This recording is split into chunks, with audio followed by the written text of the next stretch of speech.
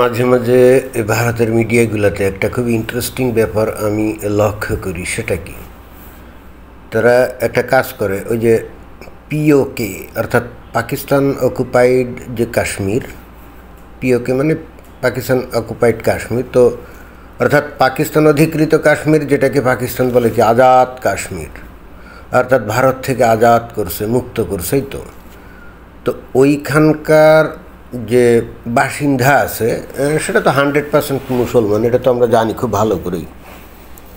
তো ওইখানকার জনগণের জীবনযাত্রা নাকি খুবই খারাপ, আয় উপার্জন নাই, থাকার কথাও না, কারণ পাকিস্তান তো একটা সন্ত্রাস বিধ্বস্ত দেশ, অর্থনৈতিকভাবে দেউলিয়া। তো পাকিস্তান অধিকৃত কাশ্মীরে এমনিতেই খুবই একটা অশান্তময় পরিস্থিতি সবসময় বিরাজ করে, কারণ ওখানেই তো নানা রকম সন্ত্রাসীদের ঘাঁটিমাটি আছে, তাই না? তো ফলে হচ্ছে কি, ওই জায়গায় লোকজন তেমন বেড়াতেও যায় না, একেবারে যায় না তা না, বাট ভারতের যে কাশ্মীর, এখানে যত পরিমাণ যায় ওইখানে ততটা যায় না। আর অন্যদিকে ওইখানের উন্নয়নের ব্যাপারে পাকিস্তানের এই যে সেনা শাসন বা সেনা শাসিত যে গভর্নমেন্ট, তারা অত না, তারা অত আগ্রহীও না। তারা শুধুমাত্র তাদের ধর্মীয় সেন্টিমেন্টটাকে ব্যবহার করেই বস্তুত তাদেরকে উজ্জীবিত রাখে। এছাড়া বাস্তব জীবনে ভালো জীবন, চাকরি বাকরি, আয় উপার্জন, এই সমস্ত ব্যাপারে পাকিস্তানি সরকার এবং সেনাবাহিনীর কোনো নজর নাই, এবং এইখানে কোনো ইনভেস্টমেন্টও নাই। তো এর ফলে হচ্ছে কি, এই ভারতের যে কাশ্মীর, এই অঞ্চলের মানুষের জীবনযাত্রার তুলনায় পাকিস্তানের ওই পিওকে, ওখানকার মানুষের জীবনযাত্রা অনেক অনেক খারাপ এবং খুব কঠিন অবস্থায় তাদের দিন কাটে।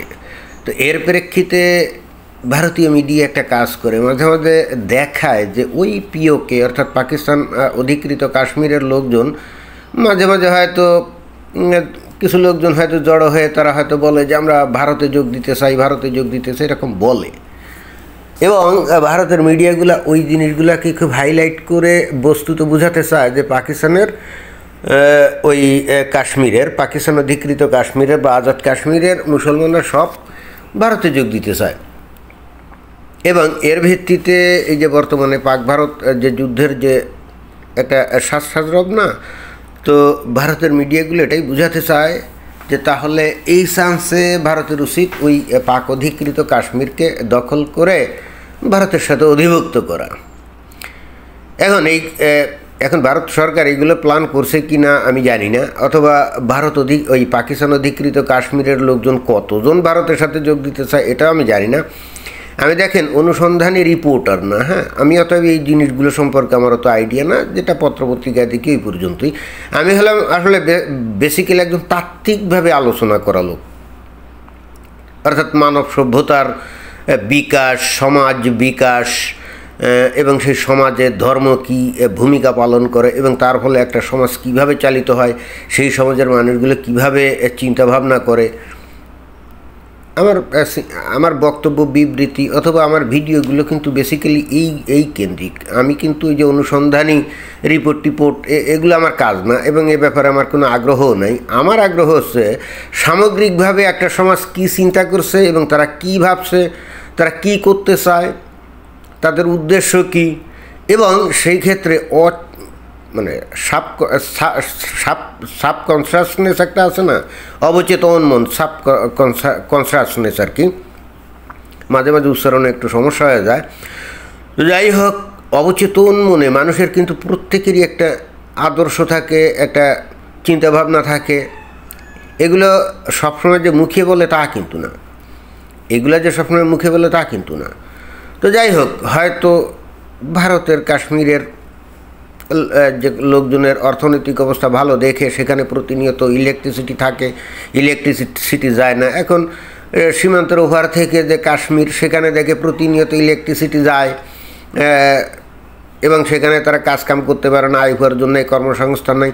তো এই কারণে বাস্তব ক্ষেত্রে যখন বাস্তব জীবনে মানুষজন এই ধরনের দুঃখ কষ্টের শিকার হয়, তখন অনেক ক্ষেত্রে তারা বলতেই পারে যে আমরা ভারতের সাথে যোগ দিতে চাই, তাই না? যেমন অনেকটা এই যে বাংলাদেশের থেকে অনেক মুমিন মুসলমান দেখবেন যে তারা নদী, সাগর, মরুভূমি, বন জঙ্গল এগুলো পাড়ি দিয়ে হলেও অবৈধভাবে ওই ইটালি যেতে চায়, আমেরিকায় যেতে চায়, ওই মেক্সিকোর মরুভূমি পাড়ি দিয়ে, তাই না, যা যেতে চায় না। কিন্তু এদের মনের মধ্যে যে ধর্মীয় যে আদর্শ বা বিশ্বাস, এইটা কি এতটুকুও তাদের কমতি থাকে না? এতটুকুও কমতি থাকে না। ওই আদর্শ এবং বিশ্বাসটাকে পরিপূর্ণভাবে হৃদয়ে ধারণ করে, মস্তিষ্কে ধারণ করেই সে ওইখানে যায়। কেন যায়? কারণ ওই আদর্শ এবং বিশ্বাস দিয়ে সে তার নিজের দেশকে ধ্বংস করছে, নিজের দেশের সমাজের অর্থনৈতিক ব্যবস্থাকে শেষ করে দিয়েছে, নিজের দেশকে জাহান্নামের মতো পরিস্থিতি তৈরি করে। এবং এইটা যে করছে এইটা সে কিন্তু বোঝে না। এখানে আসলে মানুষগুলোকে দোষ দিয়েও লাভ নেই, কারণ এরা ছোটোবেলা থেকে এইভাবে মানুষ, এবং তাদের ধর্মীয় আদর্শ এটাই সর্বশ্রেষ্ঠ আদর্শ, এটাই মানুষের মুক্তির একমাত্র পথ। ভিন্ন কথা তো এরা কখনো শোনে না। আর ভিন্ন কোনো বিষয়ের চর্চা এই সমস্ত সমাজে হয় না, বিশেষ করে মুসলিম সমাজে হয় না। ফলে ওই যে তাদের ধর্ম শ্রেষ্ঠ, তাদের ধর্ম হলো মুক্তির একমাত্র পথ, এর বাইরে সে তো কখনো ক্রিটিক্যালি তার ধর্মকে বিচারও করেনি, বিশ্লেষণও করেনি। হজরত মুহাম্মদের জন্ম আদৌ মক্কায় কিনা, এগুলো নিয়ে ক্রিটিক্যাল আলাপ আলোচনা কখনো মুসলমানরা করে না। এবং ওই যে কোরআন হাদিসে যা বলা আছে সেটা সঠিক না বেঠিক এগুলো কেয়ার করে না, ওইটাই তারা দৃঢ়ভাবে বিশ্বাস করে। হ্যাঁ, তো এখন আমি যেটা বলতে চাচ্ছি যে এই অর্থাৎ পাক অধিকৃত কাশ্মীরের যে মমিন মুসলমান, তাদের বিষয়টাও কিন্তু এরকম। হৃদয়ে তাদের ধর্মীয় আদর্শ এবং বিশ্বাস অটুট আছে, কিন্তু বাস্তব ক্ষেত্রে দুঃখ কষ্টের কারণে হয়তো কেউ কেউ ভারতের সাথে যোগ দিতে চায়। আমি আসলে যে তাত্ত্বিক আলাপটা করার জন্য ভিডিওটার অবতারণা করেছি সেটা হচ্ছে এতে করে ভারতের লোকজন অথবা মিডিয়া অথবা সরকার যদি মনে করে, তাহলে এই চান্সে ধরা যাক পাকিস্তান অধিকৃত কাশ্মীরের একেবারে 99% লোকই এই চান্সে বললো যে আমরা পাকিস্তানে থাকবো না, আমরা ভারতে যোগ দেবো, আমি ধরে নিলাম তারাও রাজি। এবং সেই ক্ষেত্রে কি ভারত উৎসাহিত হয়ে ওই মানে কাশ্মীরের ওই অংশ ভারতের সাথে যুক্ত করে নিবে? এটা কি বুদ্ধিমানের মতো কাজ হবে? এটা কি ভারতের জন্য কোনো ভালো কিছু বয়ে আনবে? আপনারা কি মনে করেন? একেবারেই বয়ে আনবে না। এইটা ওই যে 1947-48 সালের দিকে নেহেরু যে ভুলগুলো করে গেছিল না, তারপরে গান্ধী যে ভুলগুলো করে গেছিল না, এই পাক অধিকৃত কাশ্মীরের 100% মুসলমানও যদি ভারতের সাথে যোগ দিতে চায় আর ভারত যদি তাদেরকে অধিভুক্ত করে নেয়, তাহলে এই নেহেরু আর গান্ধী যে ভুলটা আজকে থেকে সেই 75-80 বছর আগে করে গেছিল না, হুবহু সেই একই ভুল এই বর্তমান সরকার করবে। কেন এই কথা বললাম জানেন? কারণ হচ্ছে মনে করেন যে ওরা ভারতে যোগ দিল, তাই না? যোগ দেওয়ার পরে আচ্ছা ঠিক আছে, ওখানে ভারত সরকার অনেক ইনভেস্টমেন্ট করলো, ব্যাপকভাবে ওখানে মানুষজন কোটি কোটি লোক পর্যটক হিসাবে ওখানে গেল, মানুষের আয় উপার্জন বাড়লো। যেই ওদের আয় উপার্জন বাড়বে, জীবনে একটা স্থিতিশীল পরিস্থিতি তৈরি হবে, তখনই কিন্তু ওদের মধ্যে ধর্মীয় যে ভাব আদর্শ ওইগুলো চেগাল দিয়ে উঠবে। এবং তারপরে তারা হঠাৎ করে আবার নতুন করে শুরু করবে যে তাহলে কাশ্মীরকে এখন একটা ইসলামী স্টেট করতে হবে।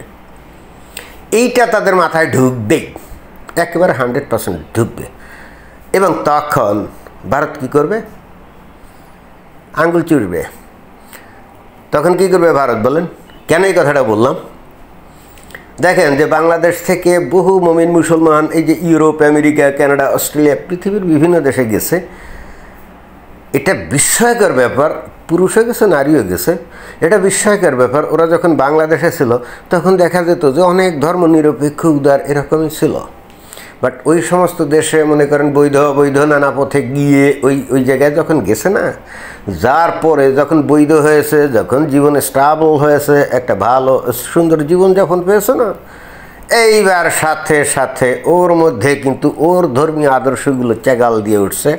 এইবার ও কিন্তু ওইখানে প্রতিনিয়ত ওই মসজিদ খোঁজে, হালাল খাবার খোঁজে, মসজিদে দৌড়ায়, গিয়ে যে দেশে থাকে, যে দেশের খায়, যে দেশ তাকে ভালো জীবন দিয়েছে ওই দেশের ধ্বংস কামনা করে। এখন এটা কি সে সচেতনভাবে করে নাকি? এখানে হচ্ছে কি বিদ্বেষের কোনো বিষয় না, এটা আসলে সে সচেতনভাবে করে না। কারণ হচ্ছে ও যখন ছোট ছিল, বাংলাদেশে ছিল, তখনই তো সে তার ধর্ম শ্রেষ্ঠ, বাকি ধর্ম ভুয়া। এবং একই সঙ্গে এটাও বুঝতে হবে সে তো নাস্তিক না। আর আসলেই তো একজন মানুষের পক্ষে নাস্তিক হওয়া তো সহজ না। সামহাও মানুষ কোনো একটা আশ্রয় খুঁজে বাঁচতে চায়, যখন কঠিন পরিস্থিতিতে পড়ে, যখন আশেপাশে কেউ তার সহায়তা থাকে না, তখন সে একটা আশ্রয় খুঁজতে চায়। তখন মনের মধ্যে ওই কল্পিত সৃষ্টিকর্তার চিন্তাভাবনা করে সে কিন্তু একটা আশ্রয় পায়, একটা মনে সান্ত্বনা পায়।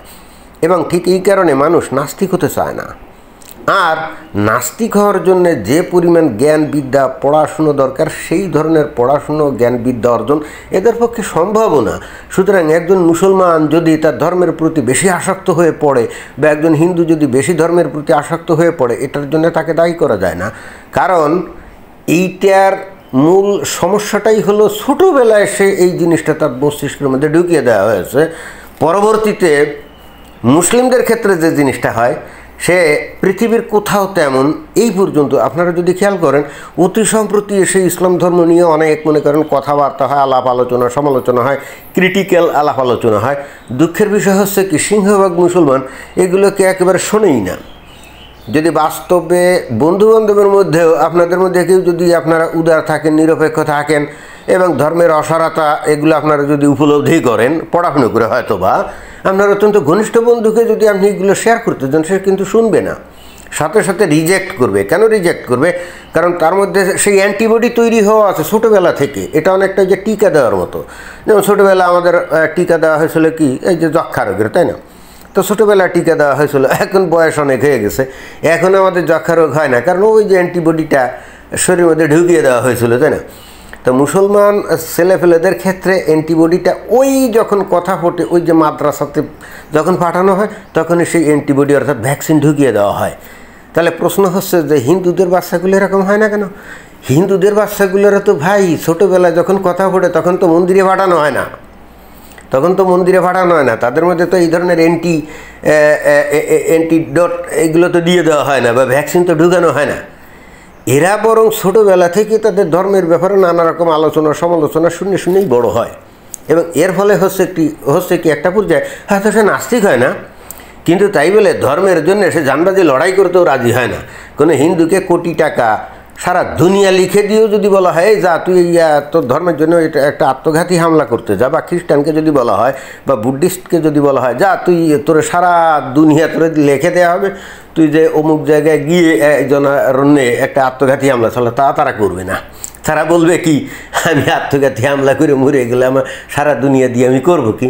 কিন্তু একজন মুসলমানের ক্ষেত্রে এটা খুব ইজিলি করা যায়, কারণ সে তো দৃঢ়ভাবে বিশ্বাস করে এই জগৎ আসল জগৎ না, পরের জগৎ আসল জগৎ, তাই না? আত্মঘাতী হামলা চালিয়ে যদি আমি পরের জগতে 72 কনফার্ম করি, তবে তো ভালো, এটা তো খুব সহজ। আর এই জগৎ আমি এইগুলো করার পরে আমার ফ্যামিলি যদি অনেক টাকা পয়সা পায়, তাহলে ভালোই তো। আসলে আমি যেটা বলতে চাচ্ছি, এই যে মিডিয়াগুলো এই যে বলছে না যে কাশ্মীরকে অধিভুক্ত করলে এটা অমুক সমুক তমুক, এটা হবে মারাত্মক ভুল। যে কারণে আমি একটা ভিডিও করছিলাম, বরং ভারতের যে কাশ্মীর অংশ আছে না, ওইখানে যে মুসলিম অধ্যুষিত অঞ্চল, বাবা ওইটা আলাদা করে দেওয়াই হলো ভারতের জন্য বেঁচে থাকার ওয়ে।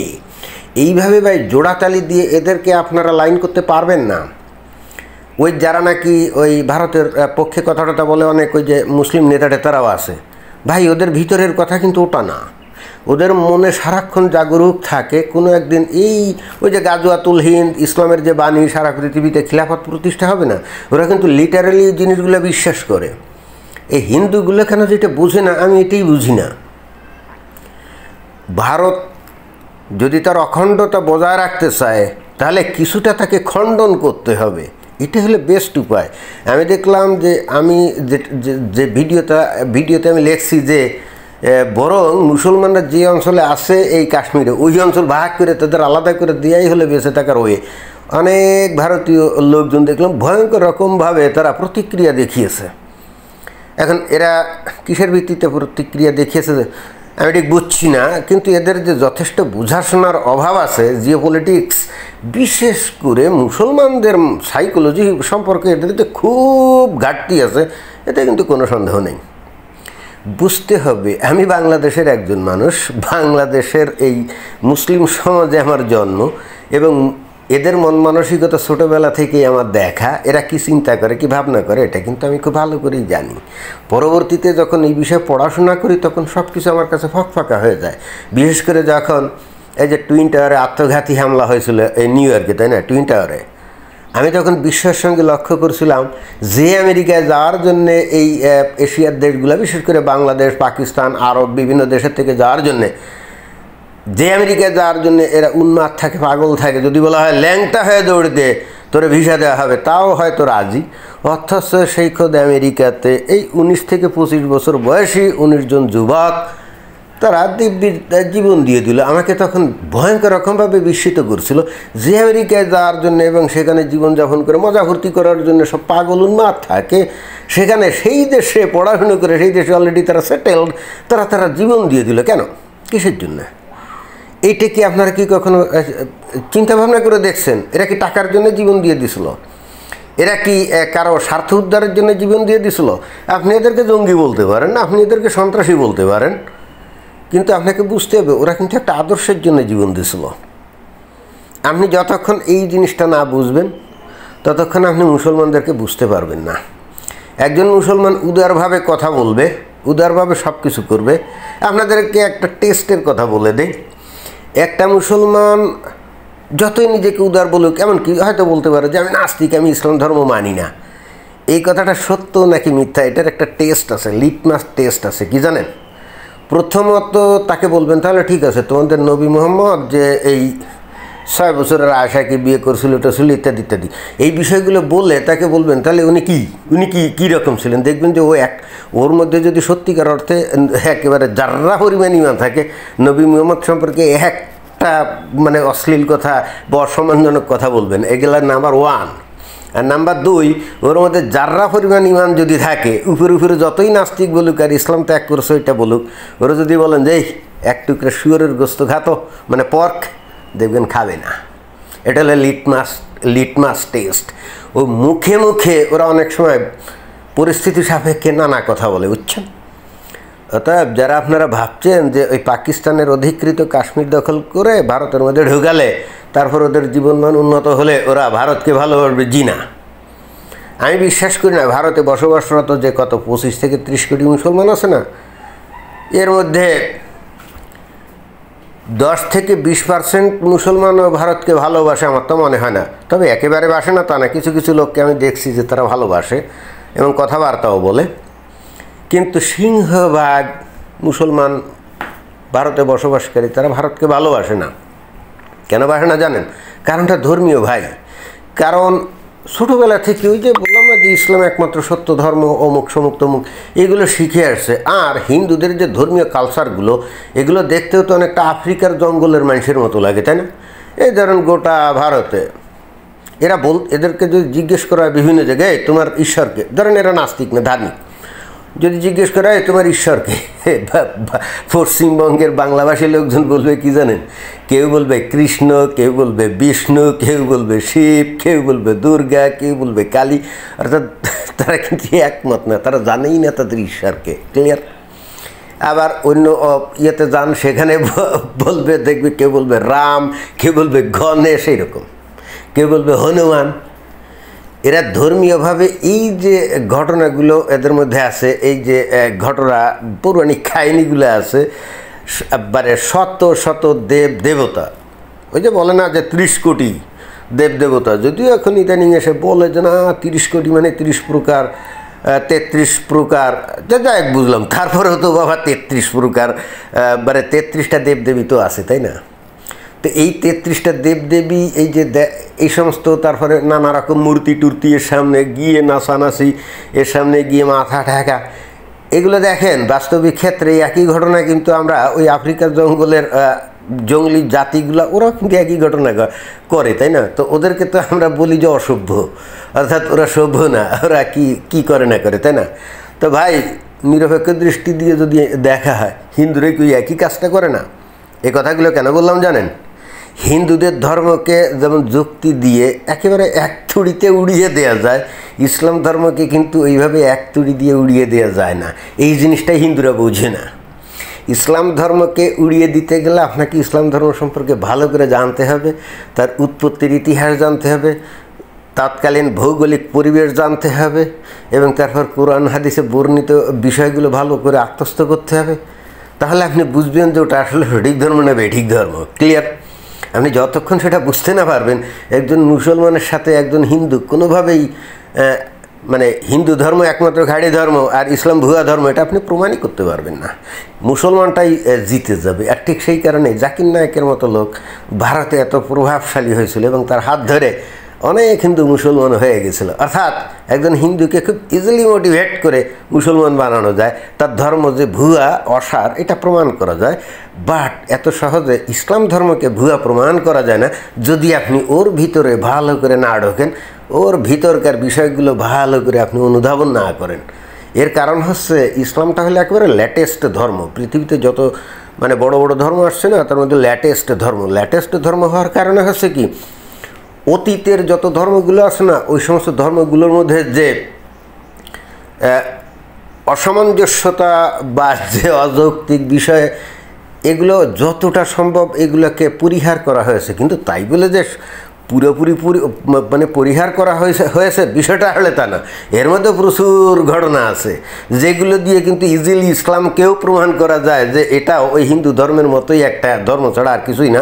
যেমন ধরেন যে পাথর সিজদা, মানে পাথরকে চুমু খাইলে পাপ মোচন হয়, তাই না? তারপরে নবী একদিন কি কথা নেই বার্তা নেই, ঘোড়ার গাধার সদৃশ একটা জন্তুর পিঠে চড়ে উনি মক্কা থেকে রাতের বেলা চলে গেলেন কিসে, ওই ইয়েতে, ওই জেরুজালেমে, তাই না? আবার ওখান থেকে সিঁড়ি বেয়ে 7 আসমানে চলে গেলেন, তাই না? তো এই ঘটনাগুলোও কিন্তু যথেষ্ট ইন্টারেস্টিং। এই হনুমানের ফাল দিয়ে শ্রীলঙ্কা থেকে গন্ধমাদন পর্বতে যাওয়ার মতো ঘটনা। কিন্তু বিষয়টা হচ্ছে যে হিন্দুদের বিষয়গুলো যতটা প্রচারিত, যতটা মানুষ জানে, মুসলমানদের এই বিষয়টা হিন্দুরা তো অতটা তো জানে না, এবং খোদ মুসলমানরাও অনেকে জানে না। জানেন, মুসলমানদের মধ্যে সবচাইতে বড় ঐক্যের বিষয়টা হচ্ছে যে এক আল্লাহ। অর্থাৎ এখানে তো ভিন্ন কিছু না, তাই না? হিন্দুদের মধ্যে তো সমস্যা ওখানে। আর নাম্বার 1 হচ্ছে ওই, নাম্বার 2 হচ্ছে এই যে মুসলমানরা যখন নামাজ পড়ে না মসজিদে, তখন সবাই এক কাতারে দাঁড়ায়। এ দিয়ে কিন্তু তারা সাম্যতা দেখাতে পারে হিন্দুদের জাতপাত দিয়ে। এই অমুকে মন্দিরে ঢুকতে পারবি না, তো অমুক পুরোহিত ছাড়া পুজো হবে না।